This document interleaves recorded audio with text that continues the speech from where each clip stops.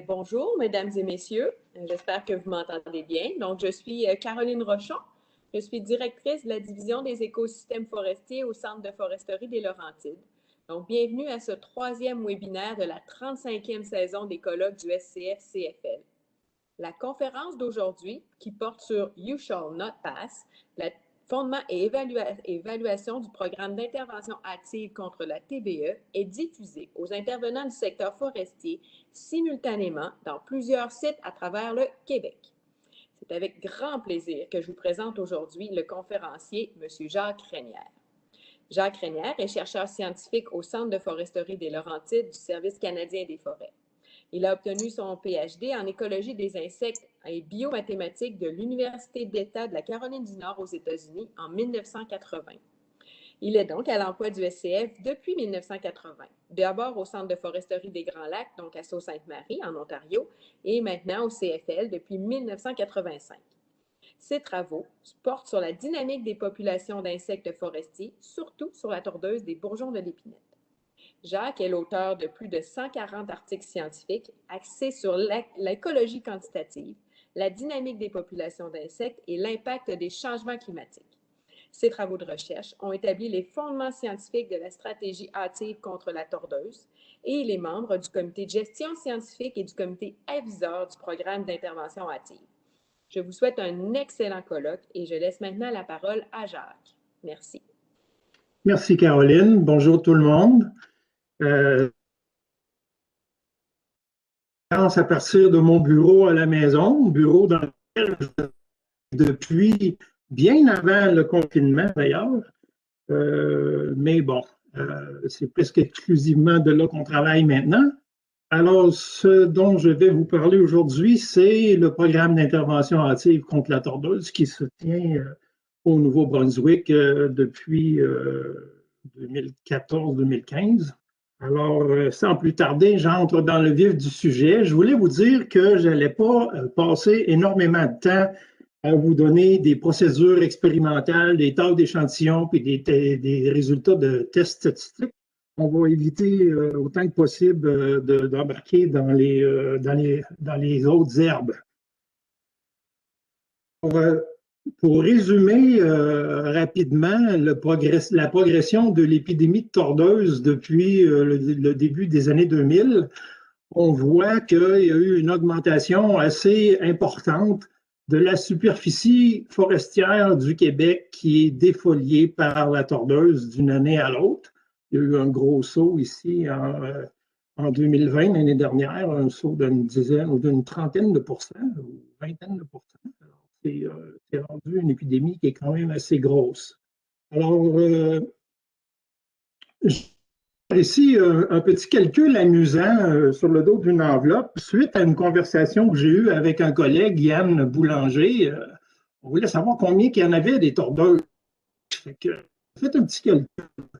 Une épidémie, bon an, mal an, quand il y a de la défoliation, on se ramasse sur le feuillage avec à peu près 0,05 ou 0,05 papillons par bourgeon pendant une épidémie. Ça veut dire bourgeon sur 20 a une tordeuse adulte qui émerge. Si on multiplie ça par le nombre de bourgeons par kilogramme de feuillage, il y a à peu près 1000 bourgeons par kilogramme de feuillage, il y a à peu près 10 000 kilogrammes de feuillage à l'hectare dans une forêt conifère. Ça fait environ un demi-million de tordeuses par hectare.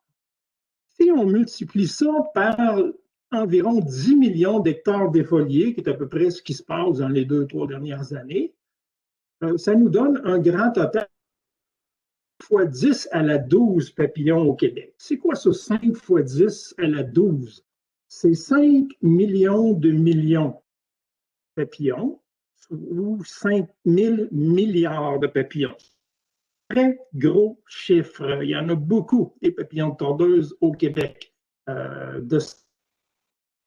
En poids, si on calcule à peu près 100 mg par papillon en poids humide, ça donne environ un demi-milliard de kilogrammes de papillons de tordeuse qui sont produits dans les forêts du Québec à chaque année de ce temps-là. C'est énormément de biomasse de papillons de tordeuse qui est produite par nos forêts en ce moment. Petit fait intéressant. Alors, je vais vous montrer ici une animation de la progression de l'épidémie entre 2000 et 2020, telle que compilée par le ministère des Forêts, Faune et Parcs du Québec. Voici. Ça commence en 2000, puis il n'y a pas grand-chose qui se passe jusqu'à temps qu'on ait une épidémie qui commence sur la côte nord. On la voit ici, qui se développe à partir de 2006, puis là, ça explose. En 2011-2012, ça traverse le fleuve, puis l'épidémie devient de plus en plus répandue en Gaspésie, puis ça se répand aussi dans l'Outaouais. Alors, en 2020, ça, c'est la situation avec laquelle on se retrouve. C'est dans une situation comme ça qu'on a un demi-milliard de kilogrammes de tondeuses dans nos forêts. On remarque, en regardant cette là qu'il n'y a pas de défoliation cartographiée au Nouveau-Brunswick. Ce n'est pas une erreur. Il n'y en a pas de défoliation au Nouveau-Brunswick jusqu'en 2020. En 2020, on en a vu un petit peu. Je vais vous parler de ça un petit peu plus tard. Mais comment se fait-il qu'on n'ait pas de défoliation au Nouveau-Brunswick jusqu'en 2020, alors qu'il y a de la défoliation partout au nord puis autour de la frontière du Nouveau-Brunswick en Gaspésie et dans le Bas? C'est la stratégie d'intervention active qui a permis de faire cette barrière-là. Alors, c'est de ça qu'on va parler. On va parler des fondements puis de l'évaluation du programme d'intervention active contre la tordeuse des bourgeons de l'épinette. Le titre fonctionnel, c'est « You shall not pass ». Alors, on empêche la tordeuse de traverser la frontière.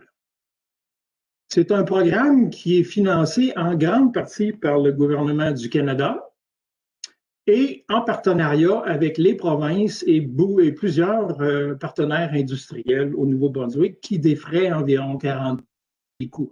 Le Canada paie 60 et les autres partenaires paient environ 40 de ce qui est dépensé pour ce programme-là. Alors, le programme d'intervention active a commencé en 2014, dans une première période de 4 ans. En 2014-2017, on avait un investissement de 18 millions de dollars.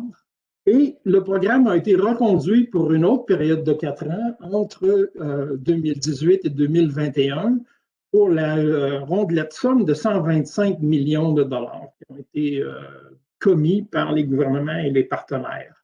Dans ces argents-là, il y a environ 80 qui sont des argents qui sont dépensés pour faire le suivi, qui est très, très extensif et intensif, et les traitements. Les traitements sont dont le BT et aussi un produit chimique qui imite les hormones de la mûche et la tordeuse qui s'appelle tébuphénoside ou Mimic. Mimic, c'est une marque de commerce. Tébuphénoside, c'est le nom du produit chimique. Alors, il y a aussi 10 de ces fonds-là au maximum qui sont alloués à des programmes de recherche qui sont associés avec l'intervention active. Alors, je donne ici une liste des principaux participants dans la recherche qui est mentionnée dans ma conférence. Alors, ce n'est pas toute la recherche qui a lieu en ce moment autour du programme d'intervention active, c'est la recherche dans laquelle je suis un peu mêlé et que je vais mentionner ici. Alors, on a au Nouveau-Brunswick, on a le Dr. David McLean, le Dr. Rob Johns et Drew Carlton qui travaillent pour le provincial au Nouveau-Brunswick. Et au Québec, on a Véronique Martel, Joanne Delisle, Lucie Royer, Yann Boulanger et moi-même. Il y en a d'autres qui travaillent au CFL sur la tordeuse, mais je n'en parlerai pas de leurs travaux ici, pendant cette conférence. Alors, avant d'aller plus loin, je vais vous dire que ce dont je parle ce matin, ça a tout été publié l'année dernière dans un manuel ou un numéro spécial de la revue Forest qui s'appelle Protection Strategy Against Farm. Il y a dans ça 12 excellents articles scientifiques, dans lesquelles toutes les méthodes, puis tous les détails, puis toutes les mathématiques, puis toutes les statistiques dont je ne parlerai pas ici ce matin sont contenues. Alors, ceux qui sont vraiment curieux de voir la science à l'ouvrage, c'est dans cette Bible-là que vous allez pouvoir trouver ça. Alors, on va commencer avec un petit peu de théorie. Quand on a commencé ces travaux-là, on avait comme théorie sur la dynamique des populations tordeuses une oscillation prédateur-proie qui avait été d'abord décrite par Tom Royama en 1984. Alors, ici, je dépeins le cours d'une épidémie tordeuse en nombre d'insectes en fonction du temps, dans les années pendant l'épidémie. Suite à cette gradation de population-là, on a les ennemis naturels qui commencent à se reproduire quand la proie devient de plus en plus abondante. Alors, ils augmentent en nombre, éventuellement rattrapent les populations tordeuses et les déciment. Donc, la population tordeuse est décimée par les ennemis naturels qui, eux, éventuellement finissent par crever de faim parce qu'ils ont tous mangé leur proie. Et le cycle recommence. Alors, quand on fait ce genre de cycle-là, on obtient une courbe de survie qui est comme celle-ci. Alors, au début de l'épidémie, on a un taux de survie très, très élevé parce que les ennemis naturels sont rares. Au fur et à mesure que leurs effectifs se construisent en réponse à l'augmentation de la densité de la proie, on a une mortalité qui augmente et donc une survie qui diminue. Puis en fin d'épidémie, la survie est à son minimum au moment où l'épidémie se termine. C'est là que les ennemis naturels ont le plus d'impact sur les populations tordeuses. Et au fur et à mesure que les ennemis naturels se déciment eux-mêmes parce qu'ils manquent de nourriture, ben, on a une augmentation de la survie et le cycle recommence. Alors ça, c'était la théorie avec laquelle on travaillait lorsqu'on a commencé nos travaux au début des années 2000. Ça, c'est un processus comme ça, c'est ce qu'on appelle une épidémie inévitable. La raison pour laquelle l'épidémie est inévitable, c'est que la cause de l'épidémie, c'est une très, très haute survie des populations parce qu'ils n'ont pas d'ennemis naturels ou il y a très peu d'ennemis naturels présents pour les éliminer. Alors, à ce moment-là, même si on arrivait avec un insecticide, l'année d'après, les taux de survie remonteraient automatiquement parce qu'il n'y a pas d'ennemis naturels et puis les populations continueraient à croître. Alors, ce serait une épidémie qui serait très, très difficile à empêcher de progresser. Ce qu'on peut faire dans un contexte comme ce que le Québec fait en ce moment, c'est protéger les arbres au pic de l'épidémie pour les empêcher d'être complètement défoliés et tués par à ce moment-là, on va appliquer des insecticides au pic de l'épidémie pendant cette période-là ici, où la défoliation est le plus élevée pour empêcher que les arbres meurent.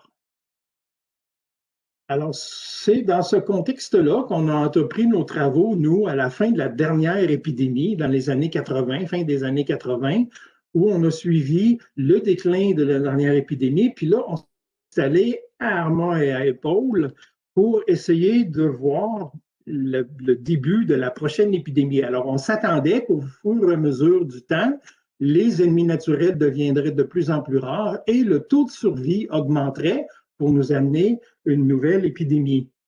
Mais ce n'est pas ça qu'on a observé. Ce qu'on observe depuis le déclin à cet endroit-là, surtout à Armand depuis 1990 à peu près, ou le milieu des années 90, c'est que les ennemis naturels sont très, très abondants et demeurent très, très abondants. Il n'y a pas aucune indication de début d'épidémie à Armand. Ça, ce sont les travaux qui sont en cours en ce moment. C'est Véronique qui travaille là-dessus. Et puis, tant mieux. Ce travail-là se poursuit et on va le poursuivre jusqu'à temps que la population de tordeuses à Armand entre en épidémie pour voir quelle est la cause de cette épidémie-là dans cette population. Alors, je vais donner ici un tout petit cours de dynamique de population. Ça va être très, très simple. Le taux de croissance d'une population, c'est ça qui détermine si une population augmente ou diminue. C'est le produit de la survie multiplié par la reproduction. Alors, combien de progénitures survivent et combien de ces survivants-là vont se reproduire et vont produire combien de bébés? Alors, en mathématiques, R, qui est le taux de croissance, est le produit de S, qui est la survie, multiplié par la fécondité apparente. La fécondité apparente, c'est le nombre de bébés qu'une femelle va produire, mais c'est aussi le nombre de bébés qu'une femelle de tordeuse va apporter avec elle quand elle immigre dans une population, ou moins le nombre d'œufs qu'un papillon va emporter avec elle quand elle va émigrer d'une population. Alors, c'est la balance entre la reproduction des populations qui restent sur place, les papillons qui arrivent de l'extérieur et les papillons qui repartent vers l'extérieur. Alors, comme je disais, si le taux de croissance est plus grand que 1, les populations augmentent d'une année à l'autre. Et quand les taux de croissance sont en bas de 1, il y a une diminution de population d'une année à l'autre. On s'est installé pour déterminer qu'est-ce qui se passe au début d'une épidémie dans le Bas-Saint-Laurent entre 2012 et 2015. C'est un gros projet de recherche qu'on a parti en 2012 avant le programme d'intervention hâtive pour essayer de déterminer qu'est-ce qui se passe dans les populations en termes de survie et de fécondité apparente pendant le départ d'une nouvelle épidémie. Parce que ça, c'est quelque chose qu'on n'a jamais observé auparavant. Auparavant, les entomologistes réagissaient ou les gouvernements donnaient de l'argent aux entomologistes pour réagir à une épidémie de tordeuse une fois qu'elle était commencée.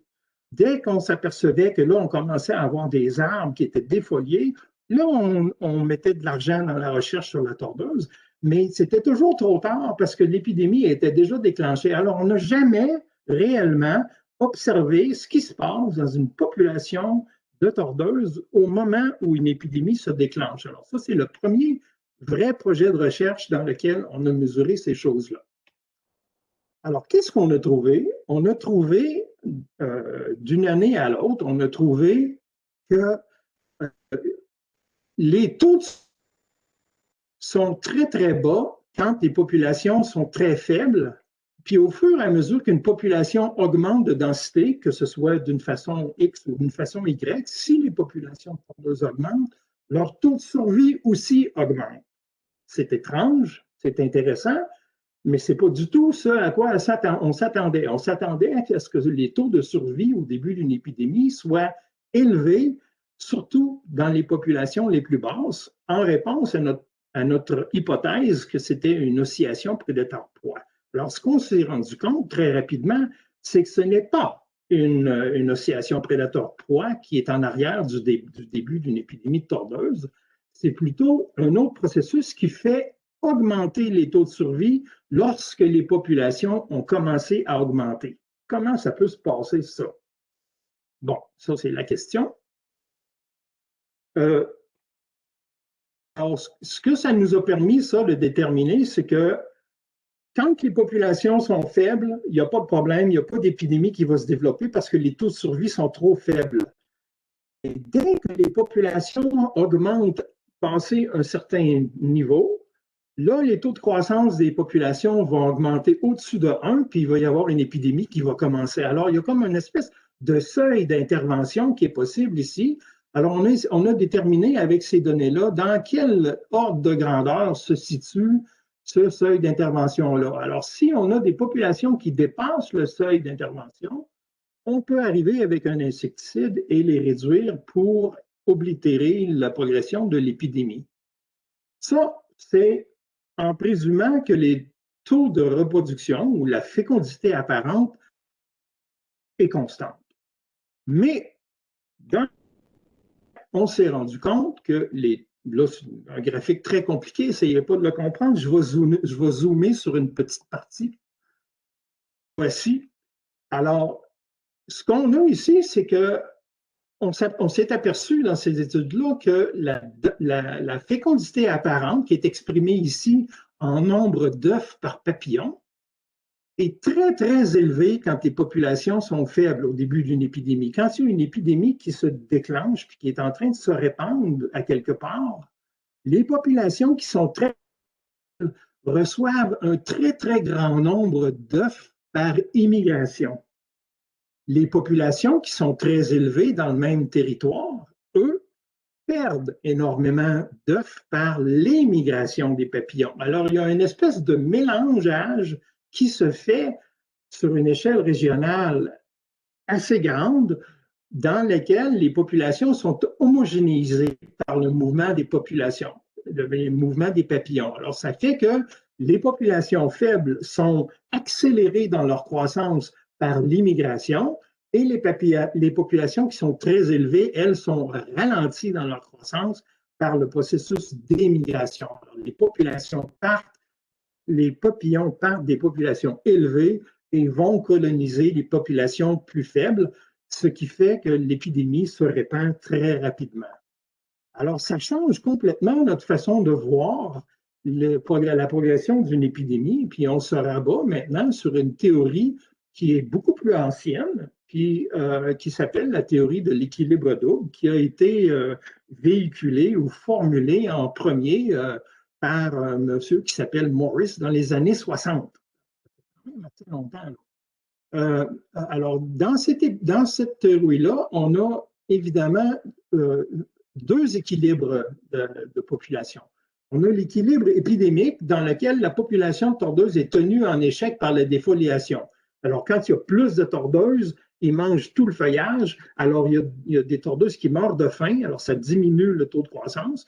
Quand on sont en dessous de ce seuil épidémique-là, ils ne mangent pas tout le feuillage, les taux de croissance réaugmentent. Alors, à ce moment-là, on a un équilibre qu'on appelle un équilibre épidémique. Le deuxième équilibre, lui, c'est l'équilibre qu'on appelle l'équilibre endémique, qui, lui, est induit par l'action des ennemis naturels. Alors, comme on a vu tantôt avec les courbes de survie qu'on a obtenues dans le Bas-Saint-Laurent, ce sont ces populations-là qu'on a échantillonnées ici. Alors, les populations ont un taux de survie très faible parce qu'elles sont très faibles. Ils sont en contrôle par les ennemis naturels. Ce qui arrive à ce moment-là, c'est qu'une population va atteindre un niveau qu'on appelle le niveau de déclenchement, qui est au-dessus du seuil de déclenchement de deux façons. Soit par une augmentation de survie de la population, qui peut être causée par toutes sortes de facteurs, ou par l'immigration. Alors, si on parle de l'immigration spécifiquement, quand l'immigration n'est pas très grande, la population n'est pas augmentée au-dessus du seuil de déclenchement et les populations tordeuses redescendent à leur niveau endémique. Si la migration est assez importante pour que la population de tordeuses récipiendaires de la migration dépasse le seuil de déclenchement, alors là, on a une épidémie qui commence. Et là, à ce moment-là, ça, c'est une épidémie évitable parce qu'on peut arriver avec un insecticide, réduire la population et la retourner à son état endémique. Alors, c'est ça qui est en arrière de la stratégie d'intervention. Alors, qu'est-ce qui s'est passé en 2006 lorsqu'on a eu notre première défoliation dans le boss, sur la Côte-Nord? L'épidémie importante de tordeuses la plus rapprochée était dans l'Outaouais, à 670 km comme l'oiseau vole de la région où on a commencé à voir des défoliations sur la Côte-Nord en 2006. C'est loin, là. C'est possible qu'il y ait eu une immigration de ces populations-là jusque sur la Côte-Nord. C'est possible, mais c'est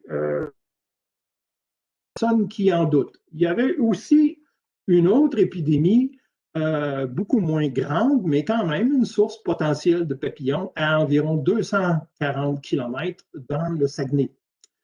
Il y avait des petites populations là, pas énormément de superficie, mais des populations assez importantes, peut-être qui pourraient être une source. Mais il est possible aussi que ce soit des facteurs de survie qui aient causé le début de cette épidémie-là en 2006. Les travaux de Mathieu Bouchard nous montrent que, par exemple, les endroits où les premières défoliations sur la Côte-Nord se sont manifestés. C'est des endroits à plus faible élévation, donc le creux des vallées sur la côte nord, c'est le creux des vallées des grosses rivières de la côte nord. Des endroits où il y avait aussi une proportion de sapins plus élevée qu'ailleurs. Alors ça, c'est des facteurs qui peuvent augmenter la survie. Facteur qui augmente énormément la survie de la tordeuse, c'est la floraison. La floraison, ce n'est pas le bon terme pour un conifère, mais bon, on se comprend. C'est la formation de cônes, que ce soit des cônes femelles ou que ce soit des cônes mâles qu'on appelle des fleurs, des fleurs de sapin ou d'épinette.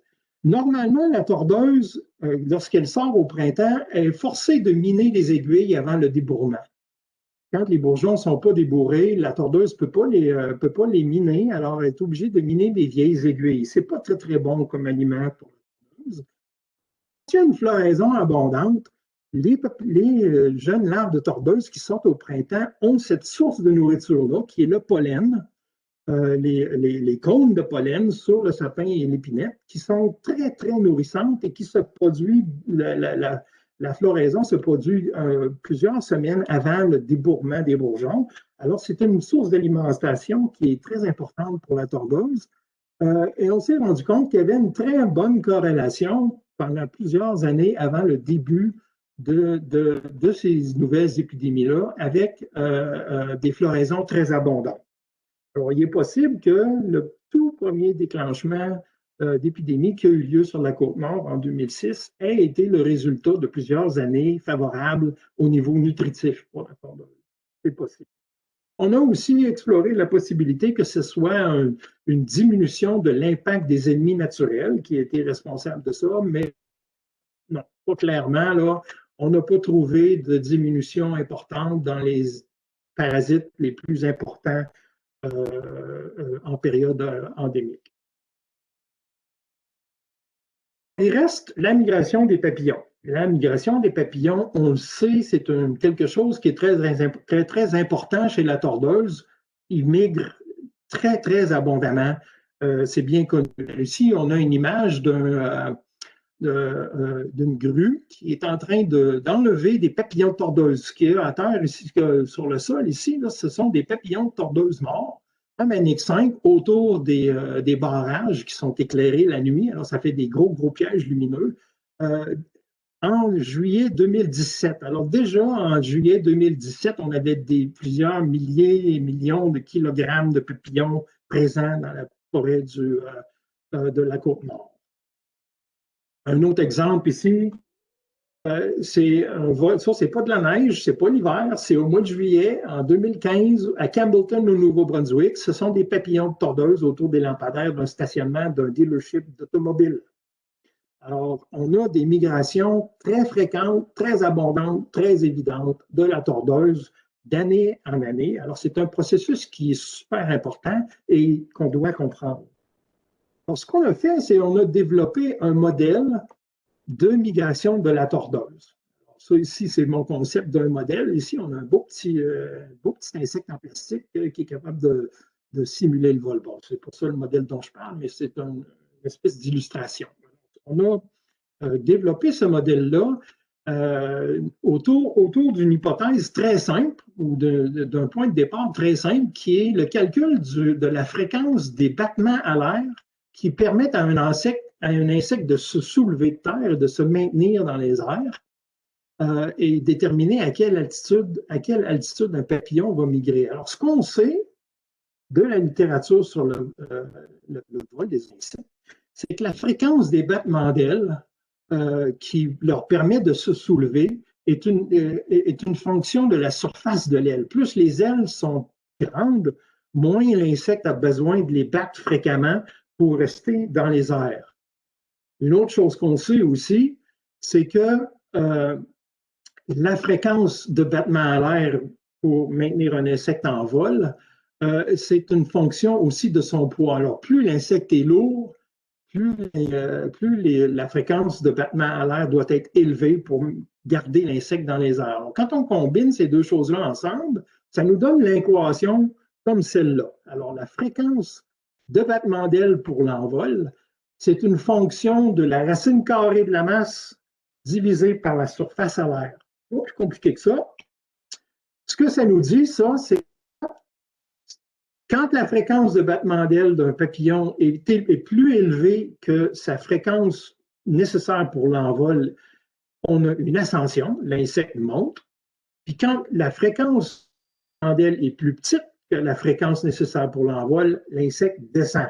Souvent, il va descendre aussi vite qu'une roche ou il peut descendre plus lentement s'il bat quand même des ailes.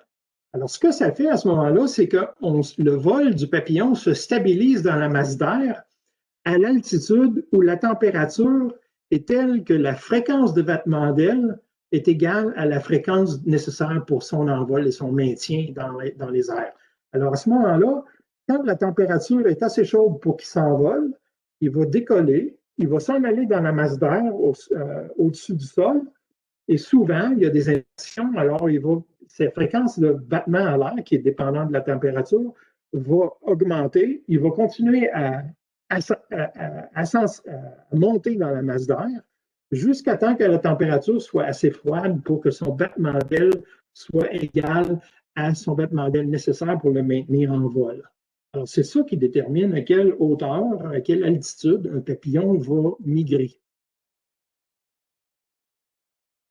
Qui nous viennent en grande partie des travaux de Joanne Delisle dans le Bas-Saint-Laurent, dans les années, à la fin de la dernière épidémie, là, dans les années 89-90. On a d'autres données, mais c'est essentiellement les données de Joanne qui nous ont permis de paramétriser ce modèle-là. Et on a une relation entre la température et la fréquence des battements d'ailes de papillons de tordeuse qui est malheureusement déduite plutôt que obtenue à partir de données. Alors, on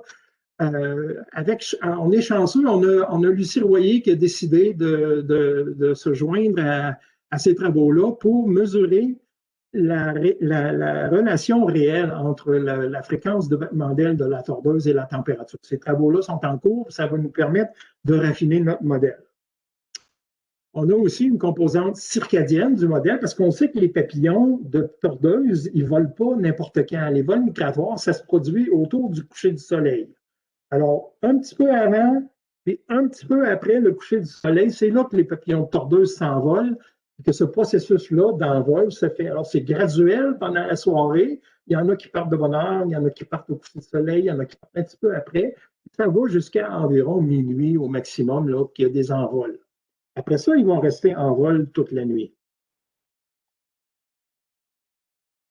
Ou toute la nuit, ou jusqu'à ce que la température baisse puis les empêche de rester en vol. OK. Alors, on a aussi Yann Boulanger qui a commencé dans les dernières années à faire des observations directes de papillons en vol en les capturant avec un piège très, très, très, très intéressant. C'est un piège qui est soulevé dans les airs par un ballon gonflé d'hélium qui peut monter à plusieurs centaines de mètres, qui est accompagné de mesures de température et de vitesse du vent. Alors, on a un filet ici qui collectionne les papillons en vol dans les airs. Alors, là, ici, on a une image de la taille de ce filet-là. Puis là, l'année dernière, Yann a été très, très bon. Il a spoté les endroits où il devait y avoir du vol. Et puis, il nous est revenu avec des centaines de papillons qu'ils ont capturés dans leur piège de cette façon-là. Excellent. On a maintenant des données sur des papillons de tordeuse en vol. On sait par exemple qu'il y a 60% de ces papillons-là qui sont des femelles. Puis on est capable de dire combien d'œufs ces femelles-là transportaient avec elles. Là, c'est des choses qui sont des données qui sont en cours d'être prises, et puis c'est super. Alors, avec notre modèle, on peut faire la simulation du vol. Alors, ce que j'ai illustré ici, c'est un profil de température. Vous voyez ici l'inversion. Au sol, la température est fraîche. Avec l'inversion, la température se réchauffe sur une certaine élévation jusqu'à temps qu'elle commence à se refroidir. Alors, on a une espèce d'inversion qui, elle, évolue au cours de la nuit. Alors, elle est très prononcée au début de la soirée, devient de plus en plus, s'estompe graduellement au cours de la nuit, et l'air chaud montant bien, cette altitude-là à laquelle l'inversion se situe, elle va de plus en plus haut dans la masse d'air. On est capable à ce moment-là de simuler le vol des papillons qui décollent à différents moments dans la nuit et de simuler le vol du papillon au cours de la nuit. Évidemment, dans notre modèle, l'atterrissage se fait soit parce que la température devient trop froide partout dans le profil vertical de température pour que les papillons restent en vol, ou au lever du soleil. Dès que le soleil se lève, tout le monde atterrit. C'est un papillon nocturne, alors c'est pas mal proche de la réalité. On a ce beau modèle-là, on demande à quelqu'un qui connaît l'informatique de nous coder ce modèle-là dans Biosim. Biosim nous permet de faire la simulation non seulement du vol, mais aussi du développement de l'insecte. Alors, on sait à quel moment de l'été, à quel endroit il y a des papillons qui sont disponibles pour la migration. On sait à quelle heure du jour les papillons vont décoller. Alors, à ce moment-là, on est capable de partir notre simulation avec ces choses-là. On ajoute à ça des données météo de température, de vent, de précipitation en 3 dimensions, donc X, Y sur l'espace horizontal et aussi verticalement jusqu'à 1 ou 2 km d'altitude, à savoir quelles sont les températures, les vents et les précipitations en 3 dimensions. Et ça, c'est mis à jour aux 10 minutes. Alors, on a des données météo pour le continent à très haute résolution spatiale aux 10 minutes, qui sont utilisés dans Biosim pour simuler le mouvement des. Sur ces simulations-là, on peut superposer les simulations sur des images radars qui nous proviennent de radars Doppler de l'Environnement Canada. Il y en a un, par exemple, qu'on utilise beaucoup, qui est situé ici à Val-d'Irène, dans le Bas-Saint-Laurent, qui prend des images à toutes les 10 minutes. Ce qui est l'avantage de ce radar-là, c'est qu'il est capable de voir les papillons jusque sur la rive nord, jusque sur la côte nord, un petit peu à l'intérieur des terres, parce que le radar se situe à une altitude plus haute que le territoire de la côte nord en termes d'altitude. Alors à ce moment-là, il peut regarder jusque dans la forêt de la côte nord, le radar. Alors on peut superposer ces images radars-là sur nos simulations pour voir jusqu'à quel point on a de la réalité. Évidemment, il faut nettoyer les images, il faut enlever les nuages, il faut enlever la précipitation pour ne garder que les échos de papillons. C'est quelque chose qu'on peut faire, qui est fait, mais les images que je vais vous présenter, là, ils n'ont pas été nettoyées. Il y a encore des nuages, il y a encore de la précipitation dedans. Mais, alors, ce que je vais vous montrer ici, c'est une superposition de vol simulée par Biosim, superposée à des images radars d'environnement. Ici, on a une nuit en 2019, le 27 juillet. On peut voir les papillons en rouge. Oh, tout le monde a atterri au lever du soleil. Alors, on la recommence, celle-là. Là, on a les papillons qui migrent. Vous voyez en dessous les échos de l'image radar, ça suit généralement l'orientation et la vitesse du mouvement simulé. Une autre nuit, ici, le 20 juillet, on voit les directions sont un petit peu différentes, les vitesses de mouvement sont un petit peu différentes, et au lever du soleil, tout le monde atterrit. Une autre nuit, ici, c'est le 29 juillet 2019. Alors, on peut voir ici qu'il y a plus un mouvement vers le sud-est. Et l'atterrissage qui se fait au lever du jour. Et finalement, une dernière, à la toute fin de la saison de vol, ici en 2019, on voit ici le mouvement des papillons et on voit les papillons qui migrent vers le Nouveau-Brunswick. On les voit atterrir ici au Nouveau-Brunswick lorsque la simulation se termine. Alors, de cette façon-là, avec ce modèle-là, on est capable de simuler la migration annuelle, jour après jour. Comme ici, ça, c'est une simulation, les simulations de 2020. On peut voir ici la progression quotidienne des mouvements de papillons, là où ils vont atterrir. Et on est capable, avec ça, de prévoir combien d'œufs vont être pondus par ces populations migrantes-là à chaque année. Ça nous permet de produire une carte de déposition des œufs. Alors, on peut voir ici en mauve là, la ligne de délimitation de la zone de défoliation. On peut voir que par migration, les populations de tordeuses se répandent et que les œufs de tordeuses se ramassent dans des endroits où il n'y a pas encore de population de tordeuses établie, comme par exemple dans le nord du Nouveau-Brunswick et sur la côte de Terre-Neuve. Alors, on voit ici l'importance de la migration sur le processus d'expansion de l'épidémie. Alors, pour terminer cette présentation-là, je vais vous présenter le programme d'intervention hâtive. Je vais aller quand même assez rapidement là-dessus. Ça, c'est quelque chose qui est fait au Nouveau-Brunswick par des gens du Nouveau-Brunswick pour le Nouveau-Brunswick et pour les provinces atlantiques. Pas juste le Nouveau-Brunswick, mais toutes les provinces atlantiques. Alors, la première des choses qui doit être faite, c'est de la détection et de suivi des populations. Ça, c'est fait par l'équipe de Joe Carlton du département du ministère des Ressources naturelles du Nouveau-Brunswick. Alors, on suit la défoliation, que ce soit du haut des airs ou à partir du sol. On fait de l'échantillonnage de feuillage avec l'extraction des larves. On fait ensuite la cartographie du risque. Ça, c'est fait par le docteur Dave McLean et son équipe. Là, on va faire de la cartographie des populations à partir de la défoliation. On va faire aussi des cartographies des peuplements susceptibles.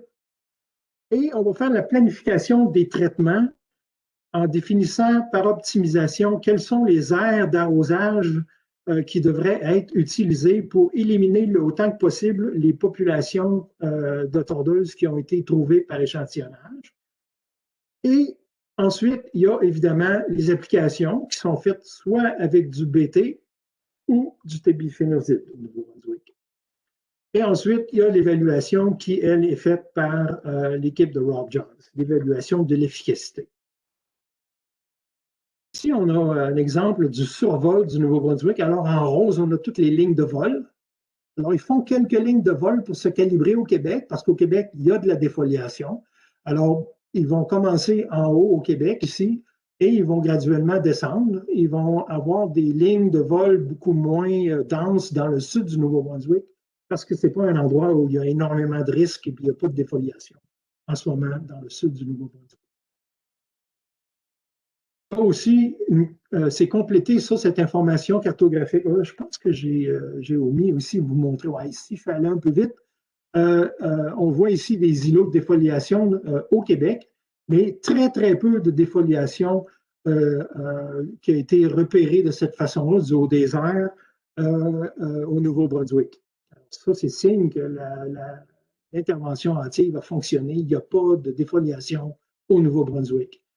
On en a trouvé un petit peu par détection routière, alors les gens qui suivent les routes, et puis ils ont trouvé un petit peu de défoliation, quelques petites zones de défoliation quand même inquiétantes, un petit peu plus au sud qu'habituellement au Nouveau-Brunswick, dans une région qui s'appelle le Big Bald Mountain au Nouveau-Brunswick. Alors là, il y a de la défoliation, alors ça sonne la sonnette d'alarme pour tout le monde.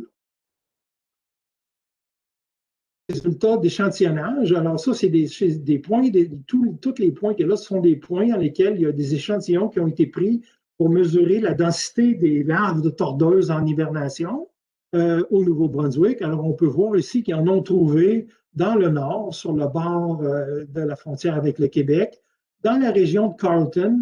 C'est pas mal tout le temps là que les immigrants vont aller porter leurs œufs.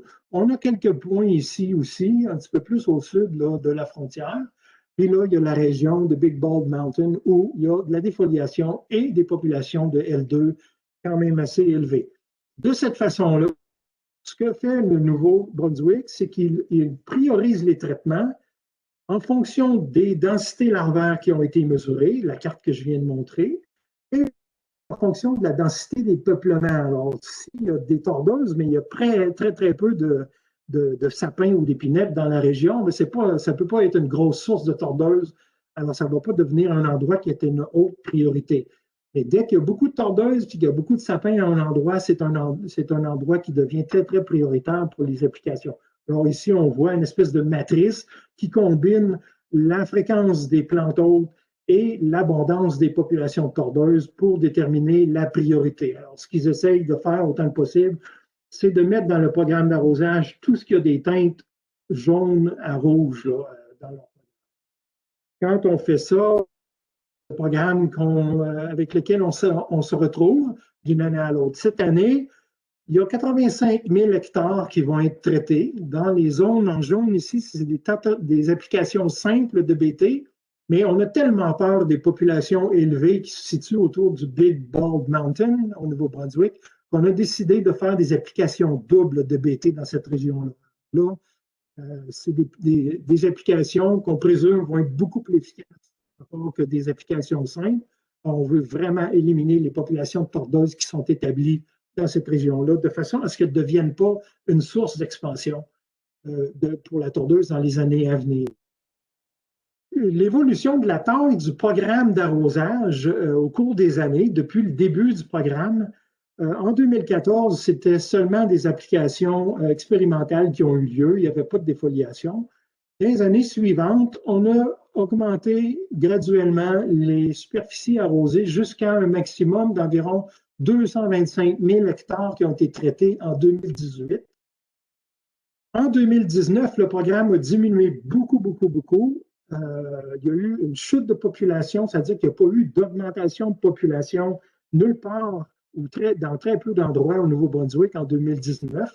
Probablement parce que le traitement de 2018 a été très efficace et qu'il n'y a pas eu d'immigration de papillons massive là, à partir du Québec en 2019. Et depuis ce temps-là, les superficies ont recommencé à augmenter un peu. Alors, on peut voir ici que les superficies arrosées pour protéger le Nouveau-Brunswick ne sont pas si énormes que ça. Elles peuvent être plus grosses une année, plus petites une autre année, mais ce n'est pas quelque chose qui va en grandissant automatiquement d'une année à l'autre. Donc, on est pas mal certain que le programme fonctionne très, très bien. Il y a eu une analyse de coût-bénéfice qui a été faite par l'équipe de Dave McLean. Et là, ici, je vais aller très, très rapidement. Ce qu'on voit en rouge ici, c'est quel serait le revenu généré par les récoltes s'il y avait une épidémie de tordeuses. Alors, une épidémie modérée ou une épidémie grave de tordeuses, comparée à la ligne horizontale ici, s'il n'y avait pas d'épidémie ou si le programme d'intervention hâtive fonctionnait. Qui fonctionne jusqu'à maintenant. Alors, la différence entre ces deux courbes-là, c'est la valeur en termes de bénéfices de faire ces traitements-là. On se rend compte donc qu'en termes de coûts, les prévisions qu'on avait, qui est la ligne bleue ici, en termes de superficie traitée, ben, il devait aller en grandissant, puis en grandissant, puis en grandissant jusqu'à la fin de l'épidémie en 2025-2026. En réalité, les programmes d'arrosage sont beaucoup plus petits que ce qu'on avait prévu. Alors, tous les argents qui avaient été mis de côté pour faire les traitements, en fin de compte, on n'a pas vraiment eu besoin de tout cet argent-là parce que le programme d'intervention active, il fonctionne bien. On n'a pas besoin d'arroser des si grosses surfaces pour réussir notre traitement. Et pour l'analyse de coût-bénéfice, la conclusion que les auteurs ont atteint, c'est la stratégie de protection. La stratégie de protection d'intervention hâtive offre de loin le meilleur rapport coût-bénéfice par rapport à la protection du feuillage pour empêcher les arbres de mourir. Et ça justifie sur une base économique l'utilisation de l'intervention hâtive dans la lutte contre la TBE à l'avenir, au Nouveau-Brunswick comme ailleurs. En conclusion, là, on pourrait discuter, si l'auteur nous enchante, de ce qui serait arrivé au Québec si on avait su ce qu'on sait maintenant en 2002. Parce qu'en 2002, 2003, 2004, 2005, 2006, au début de la nouvelle épidémie, on n'était pas au courant qu'on pouvait interrompre la progression d'une épidémie par une stratégie d'intervention hâtive. Si on avait su à ce moment-là, en 2002, ça aurait été vraiment facile d'oblitérer cette épidémie-là. Parce que les superficies infestées étaient vraiment très faibles. Il y avait simplement question d'aller là, de les traiter et de les éliminer autant que possible. Pour les empêcher de se répandre, on aurait peut-être, de cette façon-là, été capable d'empêcher l'épidémie. Alors, en utilisant une stratégie d'intervention hâtive d'année en année, couplée évidemment à une campagne très intensive de détection et de suivi des populations, on pourrait éventuellement éviter une épidémie de tordeur. Alors, ça conclut ma présentation et je vous remercie beaucoup de votre attention.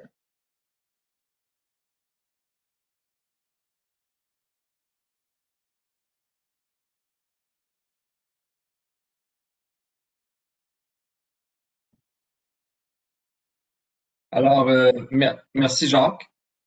Bonjour à tous, mon nom est Pierre Godbout, j'animerai la période de questions. Vous pouvez maintenant activer votre vidéo si vous le désirez. Ça se situe en bas de l'écran. Comment procéder pour poser une question? Alors, vous pouvez poser votre question avec votre micro de l'ordinateur en cliquant à droite de votre nom dans la liste des participants et sélectionner l'icône main levée. Lorsque je vous nommerai, vous n'aurez qu'à enlever le mode sourdine, mute, l'icône micro. Pour enlever le mode discrétion, puis après avoir posé votre question, je vous demande, s'il vous plaît, de vous remettre en mode sourdine. Vous pouvez également utiliser la boîte de chat si vous préférez poser votre question par écrit. Vous pouvez, pour ceux qui ne l'ont pas vu encore, c'est un icône qui est en forme de bulle en bas à droite pour l'activer, si ce n'est pas déjà fait. Donc, on vous demande de vous identifier clairement en donnant votre nom et l'organisation que vous représentez. Alors, la période de questions est maintenant commencée et je vois qu'il y a déjà des questions qui ont été émises par, entre autres, M. Jean-Martin Lucier du Centre de foresterie des Laurentides dans la boîte de chat. Donc, on va commencer avec la boîte de chat, clairer peut-être les échanges. Jacques, je ne sais pas si tu la vois, mais oui. Typiquement, quelles sont les dates de début et de fin de migration? Yann a répondu un peu, mais je ne sais pas si tu veux... OK, la question de parce qu'il y a tellement de choses sur le chat. Oui, c'est ça. Jean-Martin Lucier, 11h17. Typiquement, quelles sont les dates de début et de fin de migration? Typiquement, ça varie beaucoup. Ça dépend. Plus au sud, c'est début juillet, puis plus au nord, c'est début août. En ce moment, le gros du vol, c'est à la mi-juillet, entre mettons, le 10 juillet et le 30 juillet. C'est à peu près dans cette période-là que le gros du vol se produit en ce moment, parce que les sources sont sur la côte nord et puis dans le Bas-Saint-Laurent-Gaspésie. Par contre, si on regarde ce qui se passe en Outaouais, ça c'est beaucoup plus tôt à ce moment-là en Outaouais, c'est comme fin juin, début juillet. Là. Fait que ça varie beaucoup selon les régimes de température. Hein. OK. Je pense que Jean-Martin avait posé la question, est-ce qu'on a des moyens fiables de détection des populations? Hein? Oui, on a trois moyens à notre disposition pour détecter, déceler les populations. Le premier, c'est les pièges à phéromones. Les pièges à phéromones, c'est facile à déployer, c'est pas quelque chose qui est dispendieux, puis c'est quelque chose dont on peut cribler le territoire assez facilement, sans que ça soit très dispendieux. On peut même impliquer les citoyens dans ça. Là. Il y a un programme d'implication des citoyens dans l'intervention hâtive qui s'appelle Citizen Scientists, qui permet aux gens de nous aider à faire du piégeage. Bon, ça, c'est une méthode. C'est plus ou moins fiable, très variable, la capture des papillons, mais ça peut nous donner une indication quand il y a des endroits où beaucoup de papillons volent, c'est soit qu'ils ont eu beaucoup d'immigration, soit qu'il y a beaucoup de population locale. Alors, le piège à phéromones, c'est une première méthode. La deuxième méthode, c'est la méthode d'échantillonnage des populations larvaires en dormance. Alors, ce qu'on fait à ce moment-là, c'est qu'on récolte du feuillage à mi-couronne sur des arbres dans des peuplements. on les passe dans des bassins à soude caustique qui vont dissoudre les aiguilles et les matières organiques autour du bois. On passe cette soupe-là à travers une série de filtres. Et puis, on va regarder une dernière élution dans un filtre là, pour trouver les larves. Les larves, elles, ne sont pas diluées, dissoutes par la soude, mais donc on peut les compter. C'est fait, au Québec, on a même des machines qui font ça pour nous. Le décompte, évidemment, c'est des humains qui les fait, mais toute la technique de lavage de feuillage au Québec, c'est automatisé. Dans d'autres provinces, comme au Nouveau-Brunswick, ils font ça à la main, dans des chaudières. C'est très, très laborieux, mais comme je vous expliquais, ils vont traiter des échantillons qui, en provenance de milliers de sites d'échantillonnage à chaque année pour être capable de déterminer où sont les populations de tordeuses. C'est surtout ces deux méthodes-là qui sont intéressantes. Il y a évidemment la détection de la défoliation.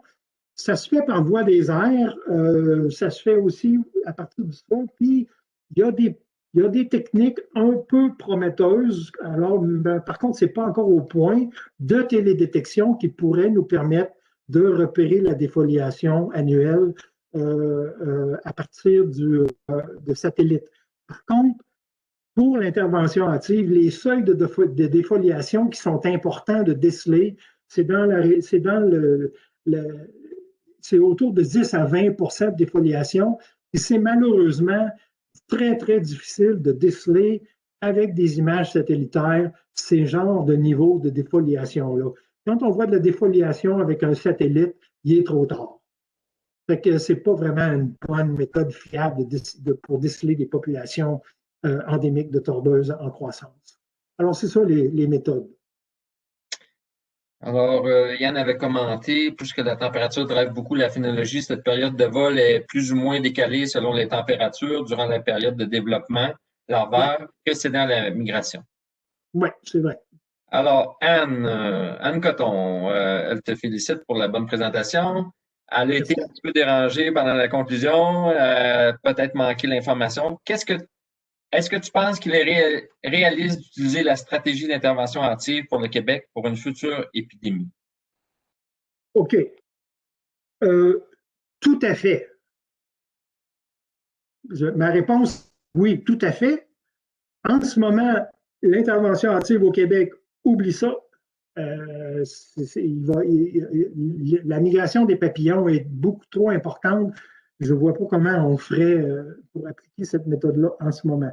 Mais au tout début d'une épidémie de tordeuse, il y a tout à fait moyen de faire cette lutte-là, comme on l'a fait en ce moment au Nouveau-Brunswick. En ce moment, au Nouveau-Brunswick, c'est très difficile de faire l'intervention hâtive parce qu'on a tellement de papillons qui nous arrivent du Québec à chaque année.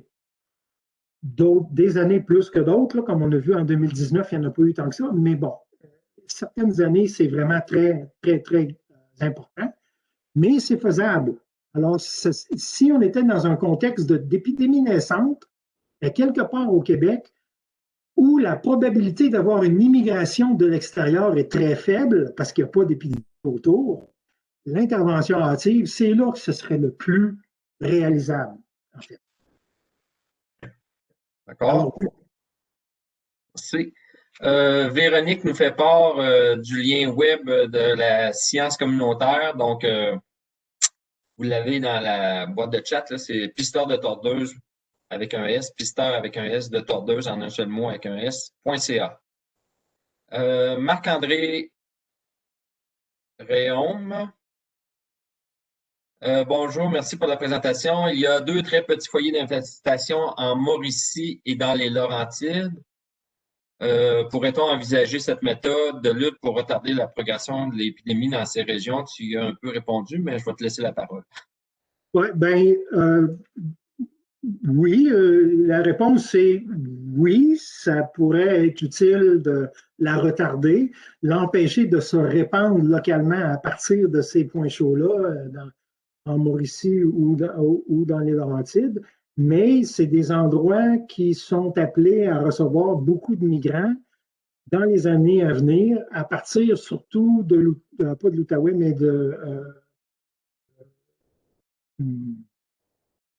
voyons, la région autour de Val-d'Or, puis ces endroits-là où il y a énormément de... Hein? L'Abitibi. Oui, l'Abitibi, c'est le mot que je cherchais. C'est là qu'en ce moment, il y a des grosses augmentations de population, puis de superficie infestée, donc de nombre de tordeuses qui migrent. À partir de ces endroits-là, c'est très facile pour la tordeuse de rejoindre les Laurentides, puis de rejoindre la Mauricie, là. Alors, ça va devenir de plus en plus difficile d'empêcher les populations de tordeuses de se répandre dans ces régions forestières-là. Donc, je rappelle aux gens, si jamais vous voulez poser une question verbalement, allez dans la boîte de participants. À droite de votre nom, vous allez sélectionner l'icône main levée. Puis lorsque je vais vous nommer, je vais vous demander de vous démuter. Et pour ceux qui continuent à écrire des questions via le chat, on vous demande de vous identifier, pas juste votre nom, s'il vous plaît, avec l'organisation que vous représentez. Ça va nous situer, s'il vous plaît. Alors, on va continuer avec une autre question avec le chat. Puis après ça, je vois qu'on a une question en verbal par la suite. Donc, Martin Lepage, est-ce que la proportion de TBE qui survit aux pulvérisations de BT peut être suffisante pour occasionner tout de même une augmentation de population? Oui, ça se pourrait, surtout avec le BT qui est un peu variable dans son efficacité. Moi, j'en ai eu l'expérience dans le Bas-Saint-Laurent où on en a fait des essais une année, puis on n'a eu aucune efficacité démontrable. Puis l'autre année où on en a fait, où on a eu une efficacité merveilleuse. Alors, le BT, ça peut être un petit peu touché à utiliser. Oui, ça peut arriver que les arrosages soient manqués et puis que les taux de mortalité ne soient pas suffisants pour réduire les populations suffisamment. Oui, ça peut arriver. Ça ne nous est pas arrivé au Nouveau-Brunswick encore. On se rend compte que d'une année à l'autre, c'est jamais les mêmes régions qu'on réarrose. On arrose une année, puis il n'y a pas de tordeuse qui revient l'année d'après. Les nouvelles aires qui sont pulvérisées l'année d'après, c'est des nouvelles aires. C'est pas, on ne réarrose pas en grande majorité, on ne réarrose pas les endroits qui ont été arrosés l'année d'avant. La migration des papillons, puis là où ils atterrissent, c'est très aléatoire. Alors, oui, effectivement, ça pourrait arriver qu'on ait un échec au contrôle, mais c'est sûr qu'avec une intervention hâtive, on aura toujours l'opportunité de la retraiter l'année suivante si on l'avait manqué. Étant donné qu'on l'aurait diminué quand même jusqu'à un certain point, elle ne deviendrait peut-être pas une grosse source de migration. Ce qu'on essaie de faire, c'est d'empêcher que la tordeuse s'établisse et devienne au Nouveau-Brunswick sa propre source de migration. C'est ça qu'on essaie de faire.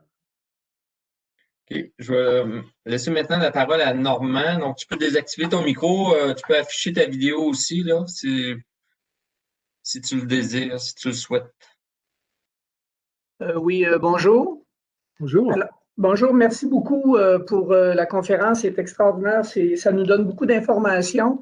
Maintenant, j'avais assisté à une de vos conférences, M. Régnard, il y a déjà quelques années, là, au niveau du Bas-Saint-Laurent, auquel vous nous aviez entretenu sur les biens fondés du mimic là, versus la TBE, que le mimic était beaucoup plus...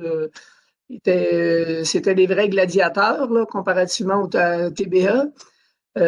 Donc, moi, je voudrais savoir, dans votre conférence d'aujourd'hui, auquel vous parlez d'intervention hâtive, est-ce que l'utilisation du mimic est venue à quelque sorte chambouler un peu les résultats parce que vous aviez tu sais, on n'a pas les mêmes armes. Là. Ici au Québec, on sait qu'on est aux prises avec le TBE, tandis qu'au Nouveau-Brunswick, pendant quelques années, puis peut-être que vous le faites encore, vous utilisez le mimic.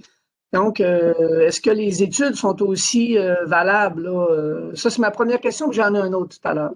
OK. Bon, je vais répondre à votre question tout de suite. Oui, le mimic, c'est un insecticide qui est très efficace. Dans nos études, on n'a pas démontré que c'était plus efficace qu'une bonne application de BT. C'est aussi efficace, certainement, mais pas nécessairement plus. C'est la raison pour laquelle, au Nouveau-Brunswick, en ce moment, on fait les deux. On utilise du BT et on utilise du mimic. Pour les comparer, En grande partie pour les comparer parce qu'ils sont assez efficaces tous les deux. Il y a des endroits où, comme je disais, on va faire des applications doubles de BT pour s'assurer qu'on impose des taux de mortalité très élevés aux populations, là, parce qu'il y a des populations dans ça, dans la région de Big Bald Mountain, qui sont très élevées, là, puis il faut vraiment les réduire. Mais, voyez-vous, on n'utilise pas du Mimic pour faire ça, on utilise des applications doubles de BT. Mais effectivement, les deux sont utilisés au Nouveau-Brunswick. Ce n'est pas quelque chose qui est utilisé au Québec, le Mimic. Okay, mais on les compare. Ça fait partie des protocoles expérimentaux là, du programme d'intervention active, de les comparer. D'accord, merci. Puis ma deuxième question était, quand on a vu le modèle le modèle de déplacement, là, je me souviens plus quel de vos confrères, mais c'était beau à voir, là. On voit qu'on va à l'encontre des autres. On sait qu'anciennement, les épidémies étaient était sur le sens contraire. Là. Ça fait que là, moi, ce que je m'inquiète, c'est que moi, je suis au Bas-Saint-Laurent. On est fortement éprouvé avec la tordeuse au niveau de l'unité de gestion 12. Puis, je m'inquiète, l'unité de gestion 11, on a des traces, mais c'est quand même pas... c'est très peu alarmant. On n'a pas de plan spécial de récolte d'établi. Alors, je me dis, est-ce qu'on a des chances, premièrement, est-ce qu'on a des chances que l'insecte revire de bord puis qu'on prenne le sens contraire du modèle?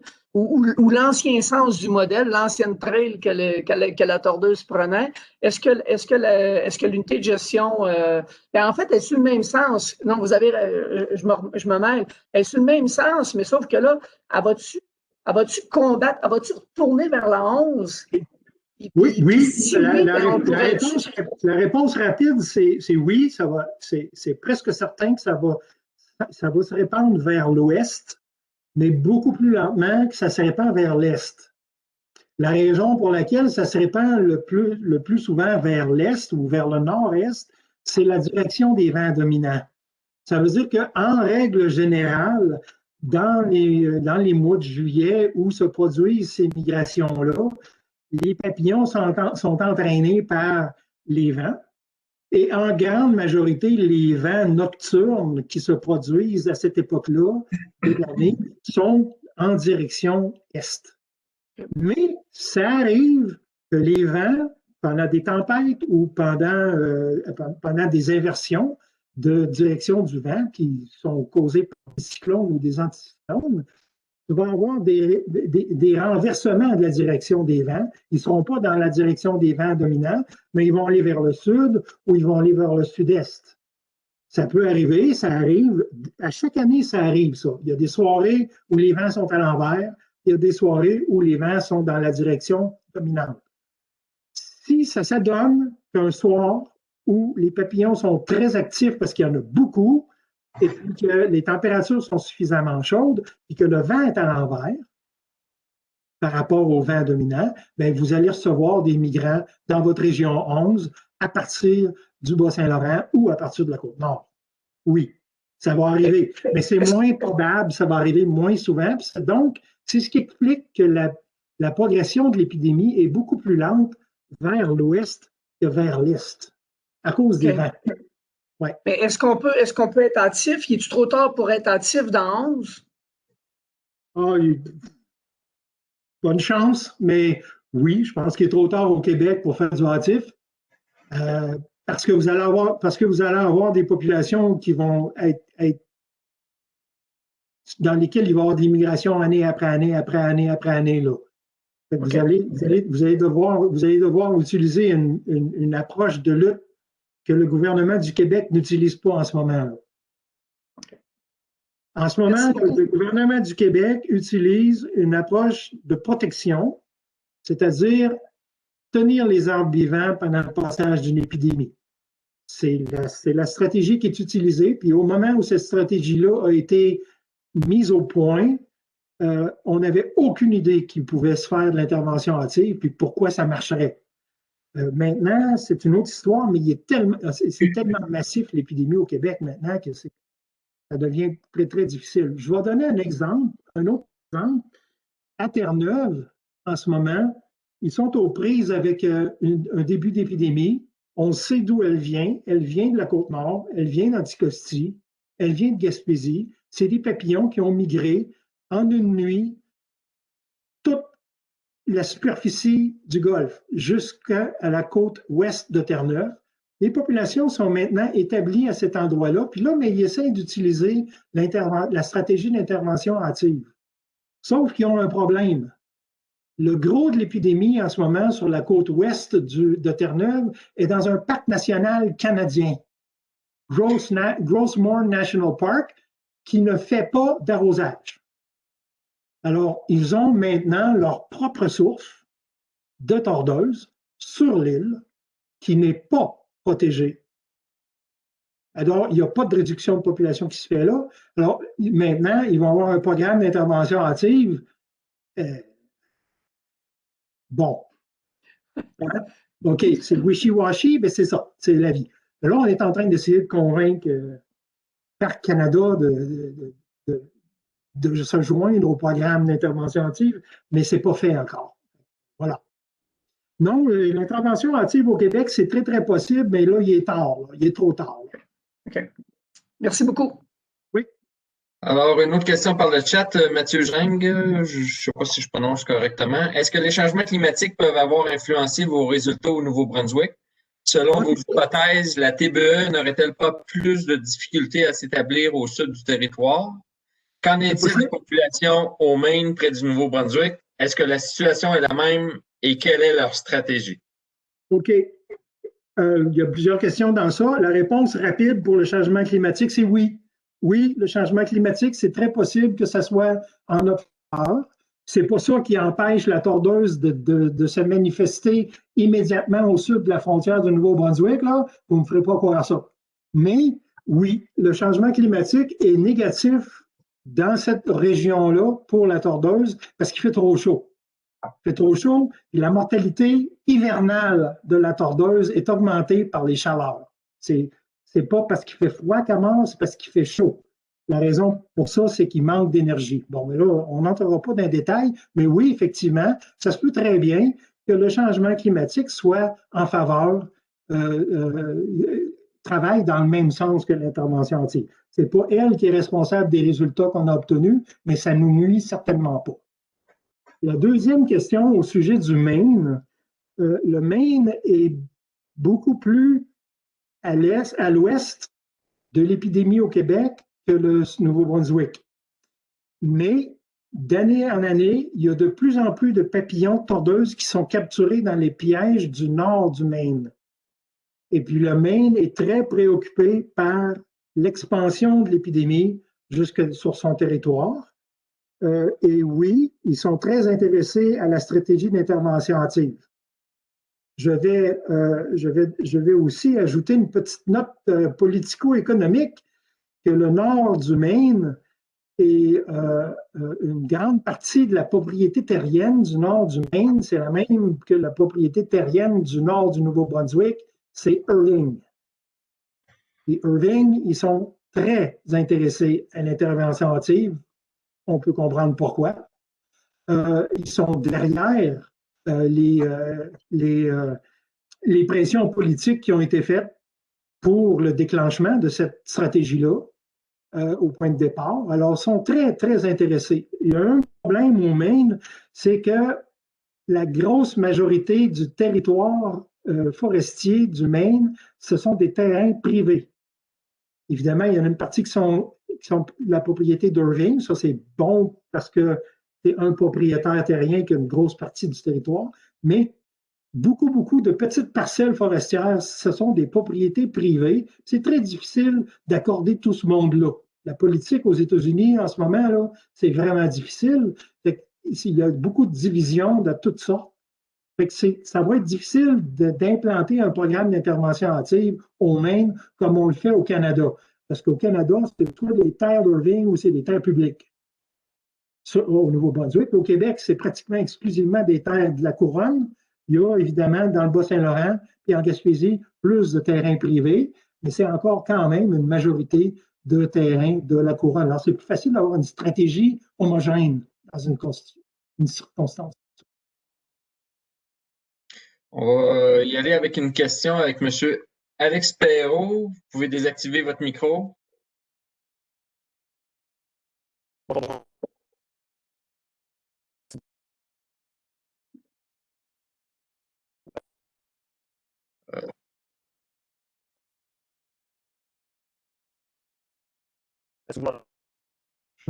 Je vous entends pas vraiment. Ça lag beaucoup, M. Perrault. Là. On peut faire un autre essai, sinon posez votre question par écrit. Peut-être vous pourriez, peut-être si vous fermiez votre vidéo. Est-ce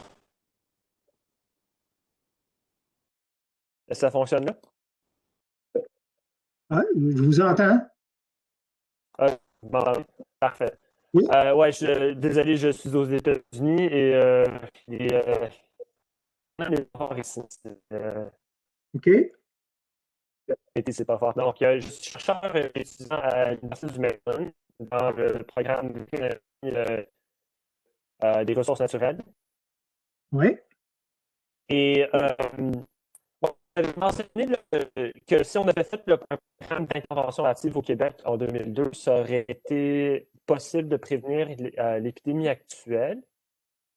Donc, je me demande quels auraient été les coûts et pendant combien comment est-ce que les coûts et les bénéfices se compareraient? Puis est-ce qu'il y a eu comme une simulation pour ça? Parce que c'est plus une question théorique, ça. OK. D'abord, l'étude de coût-bénéfice que j'ai présentée à la toute fin de ma présentation, c'est une étude qui est particulièrement appliquée au Nouveau-Brunswick. C'est pas une étude théorique. Par contre, c'est une étude basée sur leur territoire forestier puis leurs circonstances économiques à eux. Une étude de faisabilité ou de coût-bénéfice au Québec d'une stratégie d'intervention active, ça va ressembler énormément aux études de coût-bénéfice qui ont été faites dans les années 90 pour les programmes de lutte. Ça va y ressembler énormément en présumant qu'une stratégie d'intervention active va avoir comme effet de ne pas avoir de défoliation du tout. Ça veut dire à ce moment-là, c'est le baseline, là, pas d'épidémie. La question à laquelle il va être difficile de répondre pour une étude de coût-bénéfice au Québec, c'est quelle superficie il va être nécessaire de traiter d'année en année pour empêcher l'épidémie de se développer. Ça, c'est quelque chose que ma boule de cristal ne me montre pas parce qu'elle est trop opaque. Mais puis, étant donné que moi, je n'ai aucune compétence pour faire une étude de coût-bénéfice, je crois que c'est une étude qui resterait à faire. Mais à mon avis, ça coûterait probablement moins cher que ce que coûtent en ce moment les programmes d'arrosage de protection du feuillage, plus les pertes ligneuses qui sont imposées par la défoliation. Alors, si on comparait les programmes d'arrosage d'une intervention active à celles qu'on fait en ce moment, plus les pertes de bois qu'on obtient en ne faisant pas d'arrosage, c'est là que la différence va s'établir, mais je n'ai pas les compétences de vous donner des chiffres. OK. Merci beaucoup de dire ça parce que justement, ça, c'est ce que j'étudie pour mon doctorat. Je suis en train de faire... c'est ce que j'essaie de faire. J'essaie de regarder dans le passé un petit peu pour voir ça serait quoi les scénarios alternatifs si on avait d'autres outils à l'époque. Donc, j'ai trouvé ça super intéressant à la fin de la présentation quand vous avez mentionné la possibilité d'avoir. Ouais, j'ai lu. Lisez ça.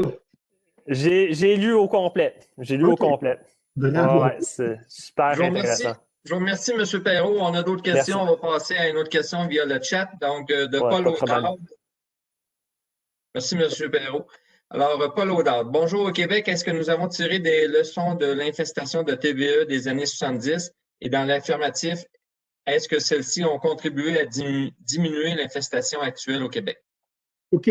Oui, on a appris beaucoup de choses sur la tordeuse pendant le passage de la dernière épidémie. On a compris son impact, on a compris pourquoi elle avait cet impact-là, on a compris dans quel peuplement elle avait ces impacts-là. On a développé toutes sortes d'outils pour nous aider à calculer l'effet écologique, forestier puis économique d'une épidémie. On a aussi déterminé jusqu'à un certain point la relation qui existe entre les pertes occasionnées par une épidémie tordeuse et la structure des peuplements. Alors évidemment, c'est certain qu'un peuplement qui n'a pas de sapins et d'épinettes dedans, ben, ça ne dérange rien à une épidémie. Et une épidémie qui a lieu dans un peuplement pur de sapins, ça dérange beaucoup. Alors, entre les deux, on est capable de faire la différence. C'est une gradation. Ensuite, il y a évidemment l'aménagement forestier qui a été fait pour essayer, autant que possible, d'éviter des grands massifs de peuplement forestier susceptibles, vulnérables à la tordeuse. On en a fait une certaine partie de ce travail-là et je pense que c'est ce qui paraît le plus là, en ce moment. On a un gros trou là, dans le milieu du Québec là, entre Port-Neuf et l'Abitibi, où il n'y a pas énormément de peuplement vulnérable à la tordeuse. Il y en a, mais ce n'est pas des grands massifs de peuplement. À ce moment-là, on voit que la tordeuse a de la difficulté à passer à travers. Là. Fait que ça devient comme une espèce de barrière. Je pense qu'on a pris des leçons, on les a appliquées, mais jusqu'à un certain point, si on veut continuer à avoir des résineux dans les récoltes forestières, que ce soit pour de la pâte ou pour du bois de construction, ben, on ne va pas éviter complètement les peuplements susceptibles à la tordeuse. Ça, c'est les leçons qu'on a apprises. On a aussi appris comment appliquer des insecticides pour tuer de la tordeuse, mais on a aussi compris qu'on ne pouvait pas intervenir sur le cours d'une épidémie par des arrosages une fois que celle-ci est déclenchée. Les arrosages ne vont pas interrompre une épidémie une fois qu'elle est déclenchée, ne va pas même changer son cours. Parce que ça prendrait des superficies arrosées absolument gigantesques.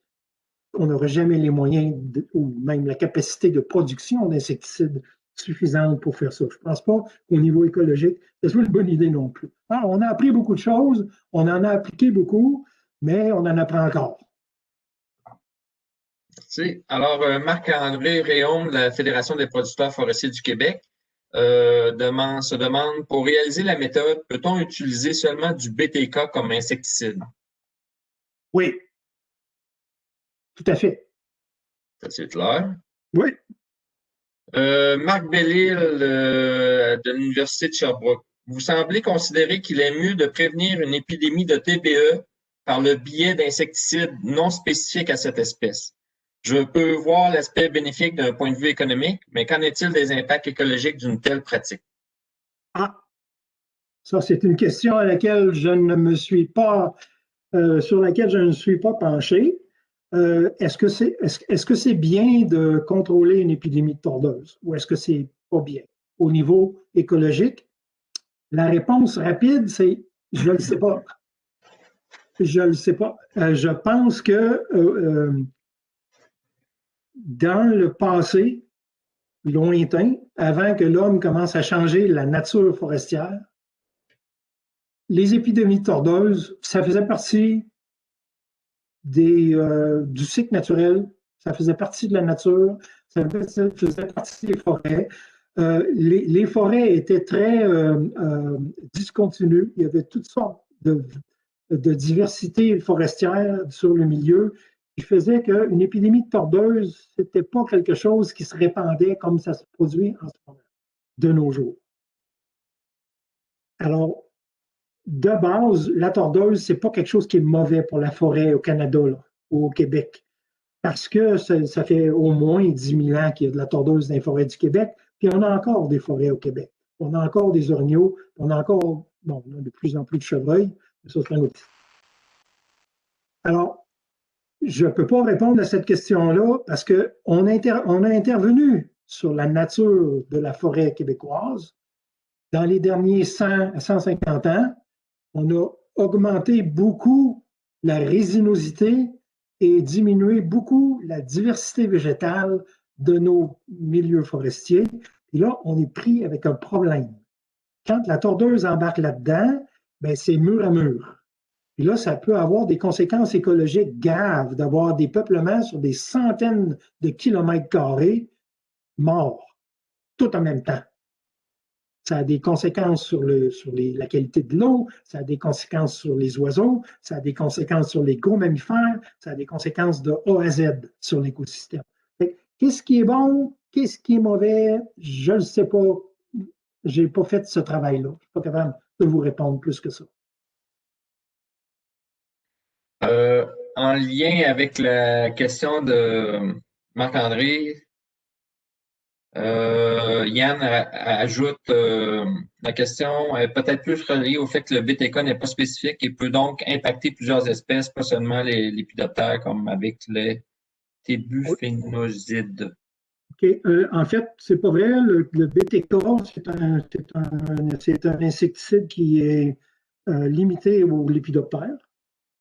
C'est sûr qu'il va y avoir, s'il y a des larves de lépidoptères dans l'environnement qui est traité par le BT, au moment où le BT est appliqué pour la tordeuse, ceux-là aussi, il y a une partie qui vont avoir de la difficulté à survivre avec le BT. Jusqu'à date, on n'a pas vraiment montré d'effets négatifs importants sur la faune ou la diversité de la faune des lépidoptères ou sur leurs ennemis naturels. Mais ça demeure une question de recherche sur laquelle les gens qui font le programme d'intervention hâtive se penchent, parce que c'est une question valide, là. Ça peut avoir un effet sur la nature ou la structure de l'écosystème entomologique des peuplements traités, oui, effectivement. Moins grave que ça pourrait être si c'était un insecticide chimique, là, mais c'est quand même un insecticide qui va tuer plusieurs espèces de lépidoptères larvaires, s'ils sont présents en même temps que la tordeuse au moment où on traite. Alors, merci. 11h57, je ne vois pas d'autres mains levées. Il n'y a plus d'autres questions sur le chat. Je laisse 10 secondes si jamais le monde veut se manifester, mis à part de féliciter Jacques, que je vais faire à l'instant. Donc, Marc Bellil. Il y a 3000 espèces de papillons au Québec. Avez-vous des noms des chercheurs qui s'attardent aux questions de biodiversité des insectes? En ce moment, il y a Véronique Martel et en collaboration avec Rob Johns, je crois, qui travaille sur ça. Oui. C'est les deux noms que je peux vous donner, là. OK.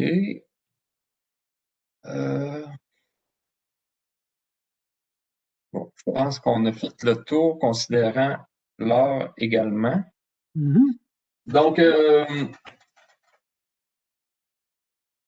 merci Jacques pour ta présentation. You shall not pass, fondement et évaluation du programme d'intervention hâtive contre la TBE. Oui. En terminant, je vous annonce que la phase 2 de la 35e saison des colloques du STF-CFL débutera jeudi le 14 janvier 2021. Nous vous communiquerons les détails de la programmation de cette phase dès qu'elle sera définitive. Merci à tous de votre participation et bonne fin de journée. Bonjour tout le monde.